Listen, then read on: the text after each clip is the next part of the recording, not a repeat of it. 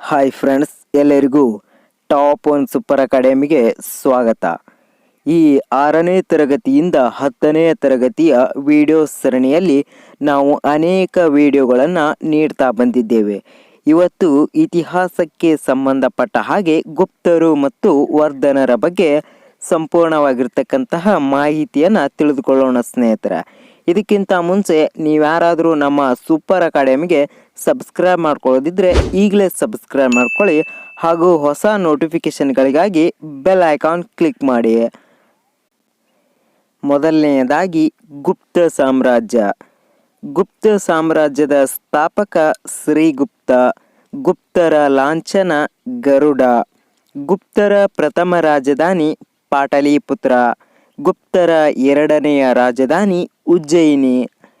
ಚಂದ್ರಗುಪ್ತ ಹೆಂಡತಿಯ ಹೆಸರು ಕುಮಾರದೇವಿ. ಈ ಕುಮಾರದೇವಿ ಲಿಚ್ಛವಿಯ ಮನೆತನಕ್ಕೆ ಸೇರಿದವಳು. 1ನೇ ಚಂದ್ರಗುಪ್ತ ಅಧಿಕಾರಕ್ಕೆ ಬಂದಾಗ ಗುಪ್ತ ಶಕೆ ಆರಂಭವಾಯಿತು. 1ನೇ ಚಂದ್ರಗುಪ್ತ ಅಧಿಕಾರಕ್ಕೆ ಬಂದಾಗ ಗುಪ್ತ ಶಕೆ ಆರಂಭವಾಯಿತು. ಹರಿಶೇನ ಬರೆದಿರುವ ಅಲಹಾಬಾದ್ ಸ್ತಂಭ ಶಾಸನ ಸಮುದ್ರಗುಪ್ತನ ಬಗ್ಗೆ ತಿಳಿಸುತ್ತದೆ. ಸಮುದ್ರಗುಪ್ತನ ಕಾಲದ ನಾಣ್ಯಗಳ ಮೇಲೆ ವೀಣೆಯ ಚಿತ್ರ ಹಾಕಿದ್ದನು. ಕುತುಬ್ ಮಿನಾರ್ ಬಳಿ ಇರುವ ಮೆಹರ್ಲೋಲಿಯಲ್ಲಿರುವ ಕಬ್ಬಿಣ ಸ್ತಂಭವು 23 ಅಡಿ ಎತ್ತರ, 8 ಅಂಗುಲ ಉದ್ದ, 600 kg ತೂಕವಿದೆ. ಈ ಕಬ್ಬಿಣ ಸ್ತಂಭ ಸಮುದ್ರಗುಪ್ತನು ಭಾರತದ ನೆಪೋಲಿಯನ್ ಎಂದು ಕರೆಯುತ್ತಾರೆ. ಈ ಸಮುದ್ರಗುಪ್ತನನ್ನು ಭಾರತದ ನೆಪೋಲಿಯನ್ ಎಂದು ಕರೆದವರು ವಿ.ಎ. ಸ್ಮಿತ್. ಸಮುದ್ರಗುಪ್ತನ ಬಿರುದು ಕವಿರಾಜ.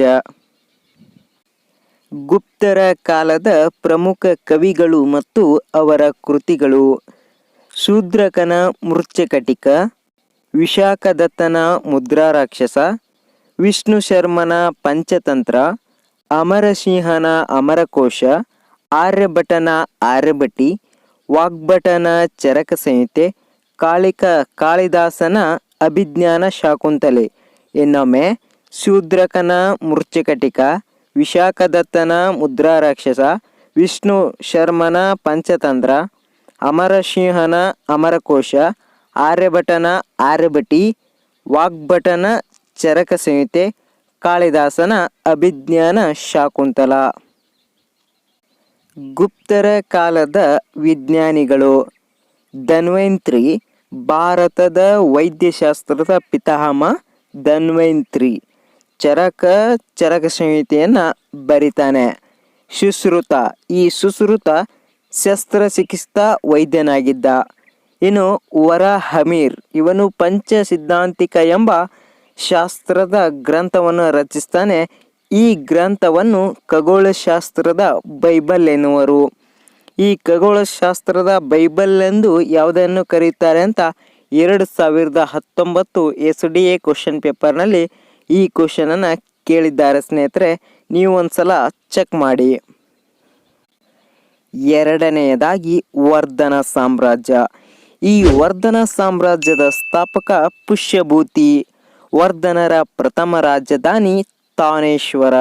ವರ್ಧನರ ಎರಡನೆಯ ರಾಜಧಾನಿ ಕನೌಜ.